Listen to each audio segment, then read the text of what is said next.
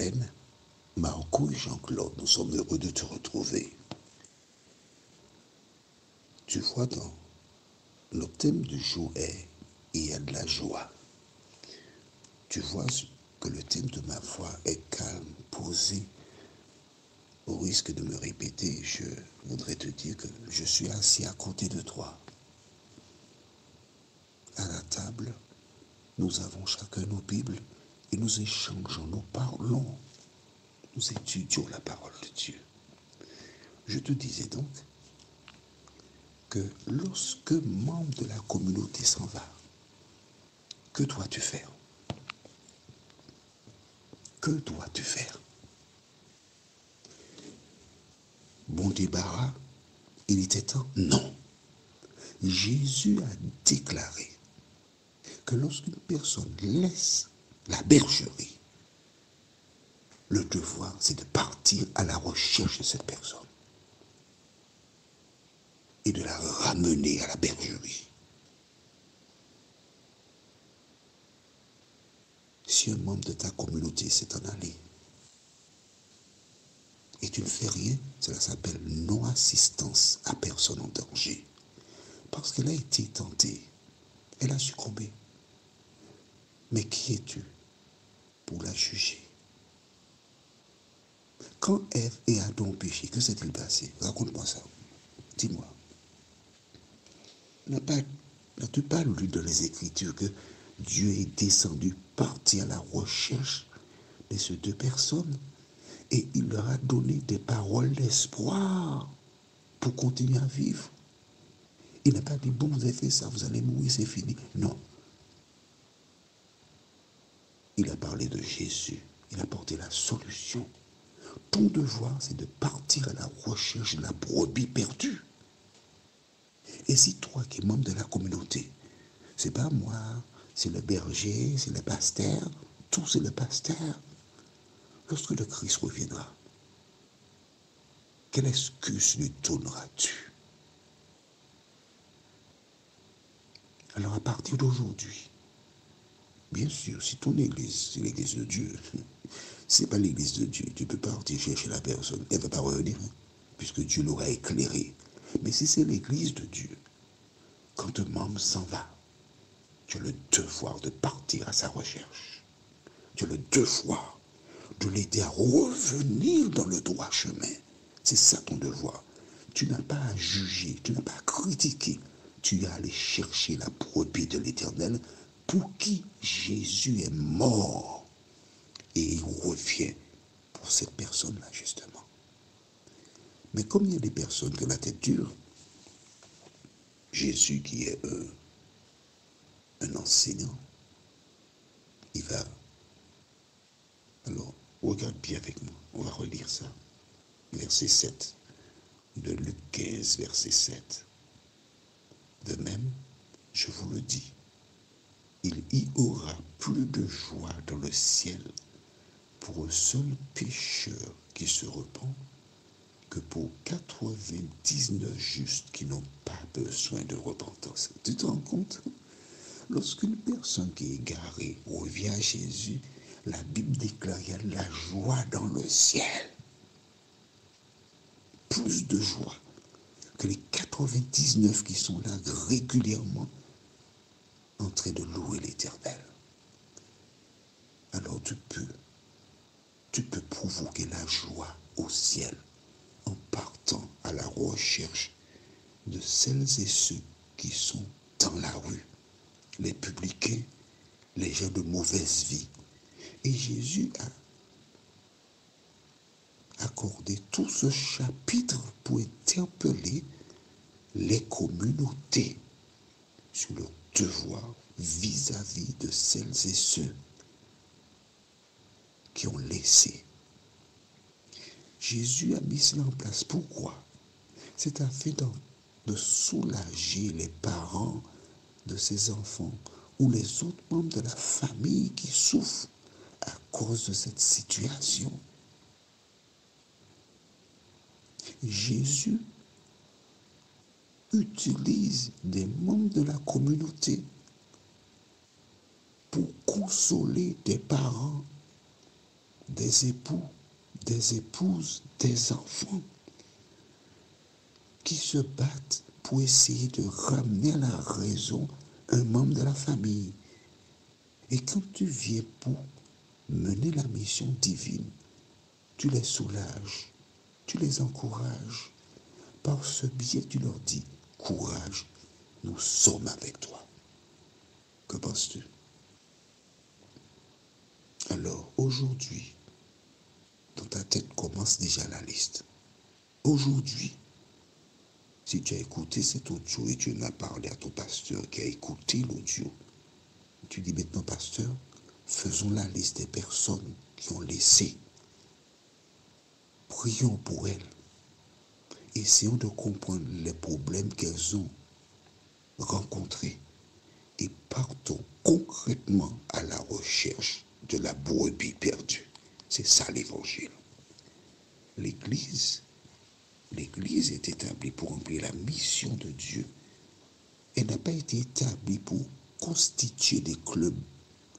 Alors maintenant, dans certaines églises, il y a le club des femmes, club des hommes, club des animaux domestiques, club de la chasse, je caricature, d'accord, club des joueurs de pétanque, club des joueurs de domino, club des joueurs de pelote, club des randonneurs. Une bande de clubs que des gens mettent en place. Le seul club que l'Éternel a mis en place, c'est cette bonne nouvelle du royaume sera prêchée dans le monde entier pour servir de témoignage. Alors viendra la fin. La terre n'est pas ton domicile permanent. La terre, c'est le lieu où tu passes. Et si tu veux vivre sur la nouvelle terre, tu dois employer ton temps, tes talents, ton argent pour proclamer l'évangile et ainsi hâter le retour de Jésus de Nazareth. La référence du jour se trouve dans Luc chapitre 15 et nous lisons les versets 8 à 10. Ou quelle femme, si elle a 10 jambes et qu'elle en perde une, n'allume une lampe, ne balaie la maison et ne cherche avec soin jusqu'à ce qu'elle la trouve. Lorsqu'elle l'a trouvée, elle appelle ses amis et ses voisines et dit, réjouissez-vous avec moi, car j'ai trouvé la lampe que j'avais perdue. De même, je vous le dis, il y a de la joie devant les anges de Dieu pour un seul pécheur qui se repent. Existe-t-il une différence entre la première image et la deuxième? La première, tu as un nombre, 100. La deuxième, tu as aussi un nombre, 10. 10, c'est le... Bon, je ne vais pas dire la dîme, mais c'est 10%. D'accord. Tu penses que c'est par hasard que Dieu a pris, j'ai dit Dieu, c'est Dieu, Jésus a pris 100 et ensuite 10. Réfléchis, analyse. Tu penses que c'est par hasard? Rien n'est fait par hasard par l'Éternel des armées. 10% de 100. Que se passe-t-il? Celui qui a les 100, il part à la recherche du membre perdu. Alors tu as bien compris que le berger, le beau berger, c'est Jésus, mais en son absence physique, il y a des humains qui sont des bergers. Comment évaluer les bergers? La mission du berger, c'est de veiller sur le troupeau. Si tu es un berger quelque part, et ta communauté, tu as 200 membres, après 3 mois, il y a peut-être eu 2 morts. Hein. Après 3 mois, tu vois que la communauté, maintenant, il n'y a que 2 morts. D'accord? De 200 membres, tu vois qu'il y a 180. Que dois-tu faire? Aller chercher ces personnes. Dans 5 mois, tu vois qu'il y a 150. Que dois-tu faire? Aller chercher les autres? Cherche un autre travail. Cherche un autre travail. Car si tu n'es pas apte à maintenir la foi des personnes et qu'elles s'en vont, qu'elles perdent la foi, c'est parce qu'il y a un problème. Et dans le doute, tu vas me dire que le doute est du diable. Mais non. Si tu vois que tu as 200 membres et que tu es descendu à 150, c'est parce que ton message n'est pas conforme à la parole de Dieu. C'est parce que le Saint-Esprit n'est peut-être pas avec toi. C'est parce que tu n'es pas à la hauteur, tu n'as pas cette compétence. Tu as voulu être un berger, mais tu n'as pas les compétences. Au lieu d'être un instrument qui contribue à la perte des membres, demande à Dieu ce que tu devrais faire. Bon, c'est une parenthèse. Mais tu as bien compris, parce que c'est toi qui amènes la vie dans la vie des membres de ta communauté.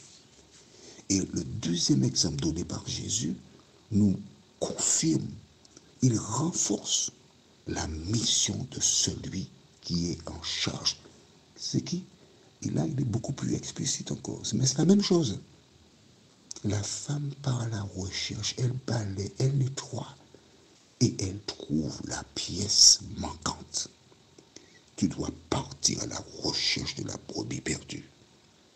Tu dois la trouver. Si tu ne la trouves pas, tu verras ça avec Dieu directement. Je peux te dire, qu'est-ce que je peux te dire? Rien d'autre. Je ne fais que lire la parole. Alors c'est toi qui dois voir. Hein? Prions notre Seigneur et notre Dieu. Beaucoup de bergers. Mais certaines personnes ont tendance à décharger ces références sur le berger, le pasteur. Ils oublient que chaque membre de la communauté est un berger. Ils oublient que chaque membre de la communauté a le même devoir, la même obligation. Mais plusieurs préfèrent laver leurs mains et dire comme Caïn, suis-je le gardien de mon frère? Mais oui, Seigneur, merci d'éclairer tes enfants. Merci de les aider à lire la Bible et à la mettre en pratique. Nous t'en prions au nom de Jésus et pour ta gloire éternelle. Amen. Les premiers chrétiens n'étaient qu'un cœur et une âme. Pas à la recherche de celles qui ont été séduits par Satan. Et au nom de Jésus, ramène-les à la maison. Notre prochaine étude, c'est la part de bien. Et nous lisons toujours dans le même chapitre. On n'a pas fini le chapitre. Le 15, versets 11 et 12. Il me tarde de te retrouver.